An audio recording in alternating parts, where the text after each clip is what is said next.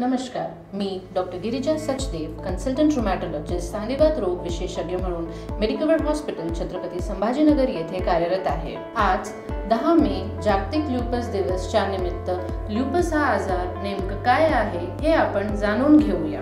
Basically SLE म्हणजे systemic lupus एरिथेमॅटोसिस किंवा lupus हा एक ऑटोइम्यून डिसीज म्हणजे स्वयंप्रतिकार रोग आहे। ल्युपसचे 90% रुग्ण हे स्त्रिया असतात, तथापि पुरुषांमध्येही हा आजार बघण्यात येतो। शरीराच्या प्रत्येक भागावर ह्या आजाराचा परिणाम होऊ शकतो। ल्युपसची सामान्य लक्षणं कॉमन सिम्पटम्स काय आहेत हे आज आपण माहिती करून घेऊया। थकवा येणे, विनाकारण केस गळणे, सूर्यप्रकाश पडणाऱ्या शरीराच्या भागांवर पुरळ येणे, नाक आणि गालावर फुलपाखराच्या आकाराचे रॅश येणे, सतत तोंड येणे, वारंवार ताप येणे, सांधी वेदना, स्नायू वेदना, रक्ताची कमतरता, झोपेची समस्या ही वरील लक्षणे आपण SLE मध्ये कॉमनली बघतो। वरील लक्षणांनी आपण त्रस्त असाल तर त्वरित जवळच्या रुमॅटॉलॉजिस्टला कन्सल्ट करा।